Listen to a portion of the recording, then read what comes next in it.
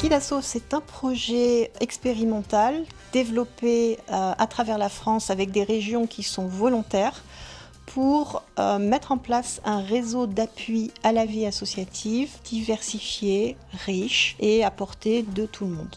D'où l'idée d'inviter tous les acteurs qui sont intéressés par l'appui et l'accompagnement de la vie associative à entrer dans un réseau, d'en garantir la qualité et puis de pouvoir permettre du partage d'expériences, de s'enrichir, de se former. Et d'apporter aussi une véritable visibilité sur ce réseau qui souvent existe déjà de fait sur le territoire et permettre de le valoriser, de l'enrichir, de l'outiller. Faire de l'appui à la vie associative demande des compétences spécifiques qui nécessitent de passer par une expérience associative. On est en plein débat mouvant, vous connaissez ? D'accord, pas d'accord ? Le principe de EduPop, c'est d'aller chercher les compétences et les envies un peu partout, quoi. Donc pas que dans une expérience de vie associative. La vie associative ne se réduit pas à de l'entre-soi dans son objet même.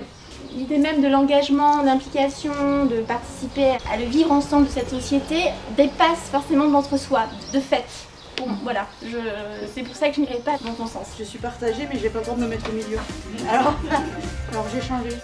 Guidasso, c'est plus qu'un label, c'est vraiment une marque déposée par le ministère qui se décline en 4 étapes, orientation, information, accompagnement généraliste et accompagnement spécialiste. Et l'idée étant vraiment que ça puisse être quelque chose de repérable et de fiable.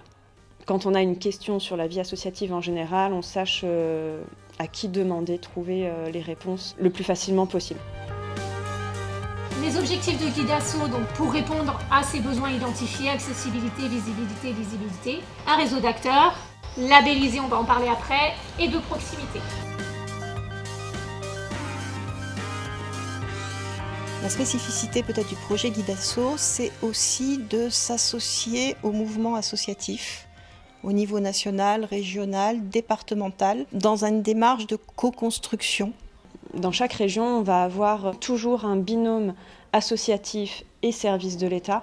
Au niveau départemental, c'est la Ligue de l'enseignement qui, depuis les années 2000, développe l'appui à la vie associative à travers les centres de ressources à la vie associative, le CRIB, et d'autres services. Et c'est effectivement l'acteur qui s'est porté volontaire au nom du mouvement associatif pour développer toute cette partie de construction d'un diagnostic sur la vie associative, en essayant de partir du territoire, des envies, des acteurs, et surtout de repérer quelles sont leurs envies, leurs visions, leurs besoins pour imaginer et nourrir ce réseau d'acteurs.